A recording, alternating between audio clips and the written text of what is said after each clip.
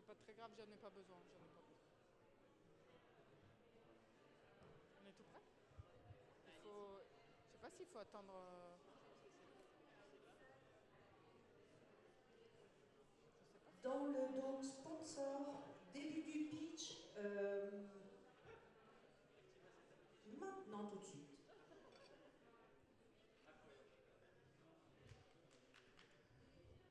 Merci, merci. Bonjour, bonjour tout le monde. Bienvenue. Bonjour. Je suis Adina Grigoriou, présidente et fondatrice de Active Asset Allocation. Moi, je suis Loïc Dano. Je suis responsable d'un point de vue marketing des produits d'épargne et d'assurance vie et de gestion de patrimoine à la Maïf. Et nous avons une histoire en fait à vous raconter. C'est l'histoire d'une collaboration très réussie entre une belle mutuelle et une fintech. Bonjour, alors moi je suis la responsable marketing chez Active Asset Allocation et c'est moi qui vais un peu animer le débat entre tous les deux, leur poser des questions. Pardon, je ne suis pas habituée, j'ai jamais fait ça. Du coup Loïc, est-ce que tu peux commencer s'il te plaît par présenter un petit peu la Maïf, même si ça ne se présente plus vraiment, et surtout expliquer pourquoi la Maïf choisit de travailler avec des fintechs. Oui, bien entendu. Alors, est-ce besoin de présenter la Maïf, donc mutuelle d'assurance depuis 1934, qui a élargi progressivement en fait au fil des années ses publics mais aussi son offre d'assurance pour arriver dans les années 80 à commencer à proposer des produits d'assurance vie. Et puis ces dernières années, effectivement, la Maïf se tourne de plus en plus d'un point de vue collaboratif vers des partenaires du type FinTech pour pouvoir travailler sur un certain nombre de sujets qui apportent de la valeur aux utilisateurs, c'est-à-dire les clients finaux. Et souvent, cette collaboration, elle est intéressante parce que ça nous permet en fait de sortir un peu du cadre et en même temps de pouvoir accélérer sur certains sujets avec toujours dans cet esprit de rendre le meilleur service aux utilisateurs et aux clients finaux. Voilà. Et donc, on a collaboré avec plusieurs fintech depuis ces dernières années. Pour parler du domaine financier qui est plus proche de mon univers, en fait, on a travaillé par exemple avec Linkso, avec Budget Insight et depuis 2018 avec Active Asset Allocation. Merci. Du coup, nous, on est super contents de ce partenariat et je vais laisser Adina présenter la société pour ceux qui ne la connaissent pas. Donc, Active Asset Allocation, c'est une société d'ingénierie financière à la base. On crée des algorithmes d'investissement qui sont quantitatifs et qui sont faits sur mesure pour chacun de nos clients. Donc nos clients étant des compagnies d'assurance, des sociétés de gestion, des caisses de retraite, etc. Donc ça, c'est vraiment notre ADN initial. Et puis à partir de 2017, nous nous sommes embarqués dans la digitalisation et on a fait tout un cheminement qui nous a permis en fait de encapsuler quelque part dans une plateforme technologique notre savoir-faire d'ingénieur financier. Et donc de continuer à travailler et accompagner de plus en plus loin nos clients qui sont donc les sociétés de gestion, les compagnies d'assurance, les réseaux de distribution. Et puis là, on commence même à faire une petite incursion dans le B2C avec un site internet que nous venons de lancer qui s'appelle, vous allez aimer, j'espère, Mes pépettes pilotées, voilà, qui est un comparateur de performance de gestion pilotée. Voilà. Et voilà. Et je vais mettre un film, comme ça pendant qu'on parle, vous avez un petit film qui parle de notre place de marché de l'épargne. Voilà. Merci. Donc pendant que le film tourne, on a juste coupé le son. Vous pouvez juste lire. Est-ce que Loïc, s'il te plaît, tu peux nous rappeler comment s'est faite la rencontre entre la Maïf et Active Asset Allocation et surtout quels ont été les facteurs différenciants qui ont fait que la Maïf nous a choisi plutôt qu'une autre fintech? Oui, bien sûr. On a rencontré Active Asset Allocation en 2018. À l'époque, sur la partie assurance vie, on réfléchissait à apporter plus de pédagogie et aussi plus de services à nos assurés. notamment sur des contrats qui mixent à la fois du fonds en euros et des unités de compte. Et on sait que ce n'est pas toujours facile, à la fois pour le client, mais aussi pour l'assureur de gérer tout ça. Et donc, on s'est intéressé à toute cette partie FinTech, notamment Robo Advisor, et est sorti du lot au travers d'un certain nombre d'études que l'on avait menées. 2 acteurs que nous avons mis en compétition, dont Active Asset Allocation, pour réaliser dans un premier temps ce qu'on appelle un POC, un Proof of Concept, qui permettait de tester différentes choses à la fois sur l'approche digitale, l'approche pédagogique, mais surtout le modèle d'allocation financière qui allait permettre de créer de la valeur pour l'épargnant final dans la durée, quelles que soient les situations de marché. Et au travers de ces différents tests et de ce Proof of Concept, on a été convaincu par Active Asset Allocation, de par son modèle d'allocation, qui permet de contrôler en permanence le risque que prend la personne sur son contrat et pour lui délivrer la meilleure performance, quels que soient les contextes de marché. Et donc, on a retenu Active Asset Allocation et on a commencé à travailler ensemble, surtout pour digitaliser des parcours pour nos conseillers, des parcours de souscription avec des simulateurs embarqués qui permettent d'avoir de la pédagogie, d'accompagner le client sur son objectif en fonction de son horizon de placement, son appétence au risque. Et une fois qu'on a embarqué notre réseau commercial là-dessus, derrière, on a mis en place ensemble une vraie gestion pilotée, qui fonctionne de manière formidable aujourd'hui. L'assureur communique par API avec les équipes d'Active Asset Allocation et les contrats sont mis à jour quand il le faut avec aujourd'hui une délivrance de performance, même si le contexte de marché n'est pas très porteur aujourd'hui, mais dont on peut souligner la robustesse. Merci Loïc. Et d'ailleurs, en fait, la Maïf a été notre premier client de ce qu'on appelle aujourd'hui notre place de marché de l'épargne pilotée. C'est le film qui tourne là. Et en fait, l'idée, c'était... Parce que donc, quand on parle d'assurance vie et d'épargne, on est sur un environnement un peu complexe dans lequel il y a en fait 4 types d'acteurs qui sont très différents. J'y reviens, vous allez voir, je répète quand même les mêmes choses, mais parce que c'est vraiment ça le monde dans lequel on vit. Il y a bien sûr l'assureur qui va faire le contrat. Il y a la société de gestion ou la locataire qui va s'occuper finalement de le faire tourner, de choisir les unités de compte, etc., de gérer les risques. Et puis il y a les distributeurs. Et en fait, ce sont 3 acteurs très différents dans leur ADN, dans leur manière de fonctionner, dans les outils qu'ils utilisent. Et ça fait que sur la gestion pilotée en particulier, qui donc demande à tous ces acteurs de travailler ensemble, eh bien on n'y arrive pas.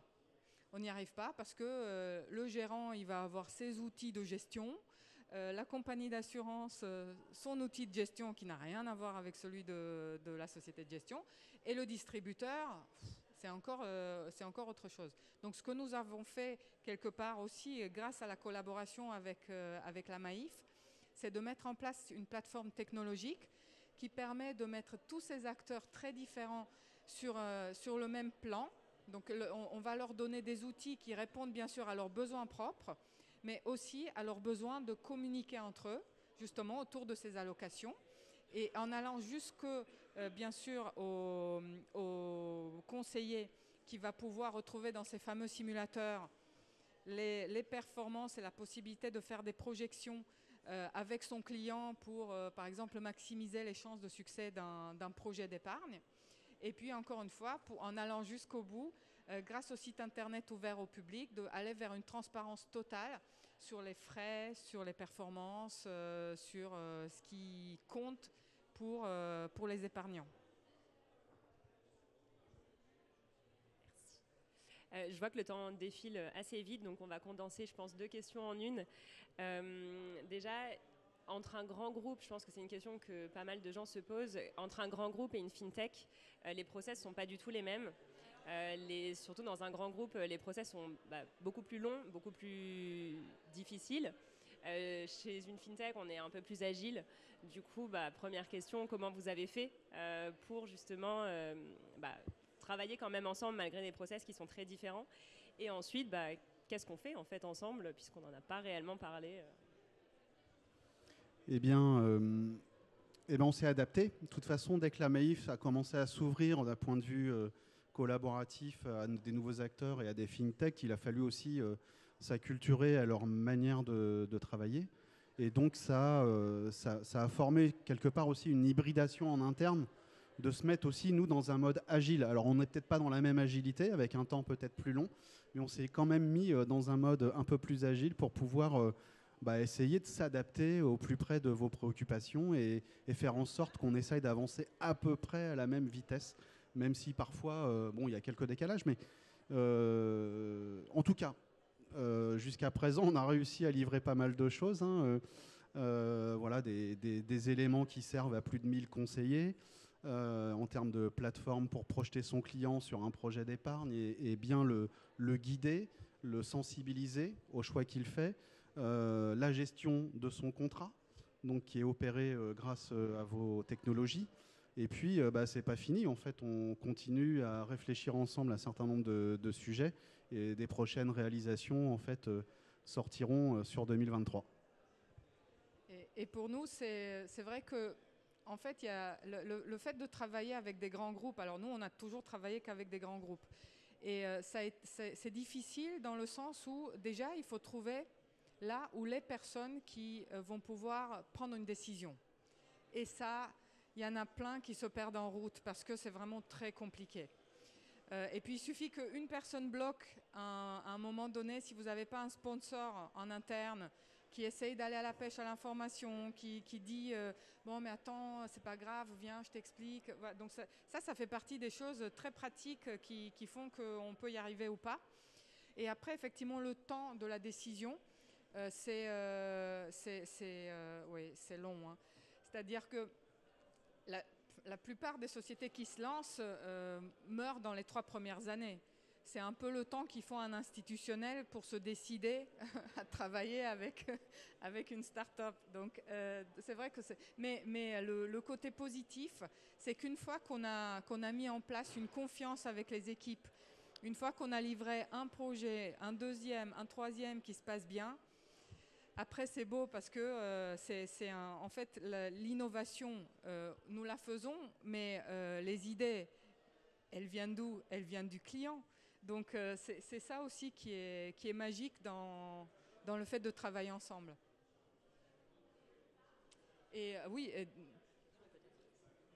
Je pense qu'on a le temps pour une dernière question. Et surtout, quels sont les résultats, du coup, de cette collaboration?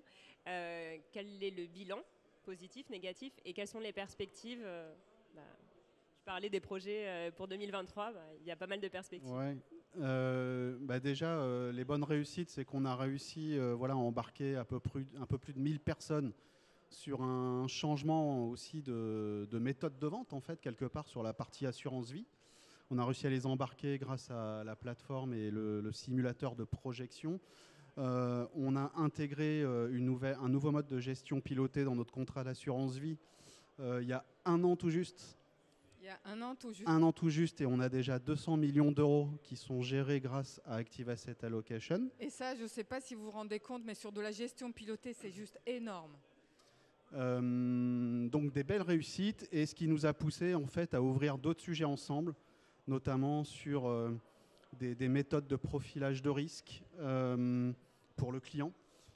Et puis surtout essayer d'injecter en fait toute cette pédagogie et cette technologie qu'on rend le plus lisible et fluide possible sur Internet. On a l'ambition de pouvoir livrer un nouveau parcours de découverte et de souscription sur Internet qui embarque une partie de vos outils.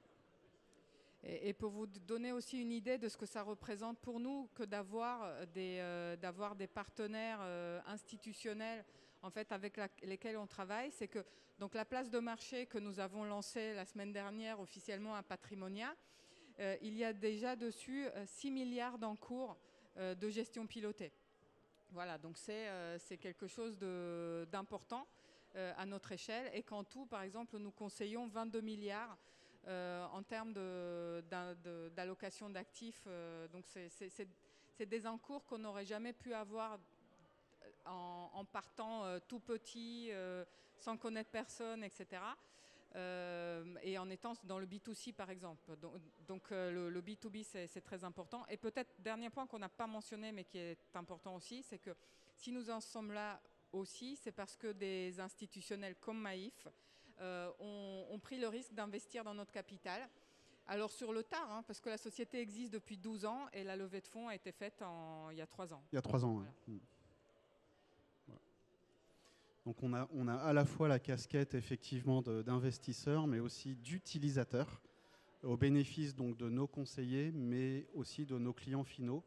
Et voilà, et ça marche, et c'est pour ça qu'on va poursuivre les expérimentations, et plus que les expérimentations, il y a pas mal de choses qui se dessinent sur 2023.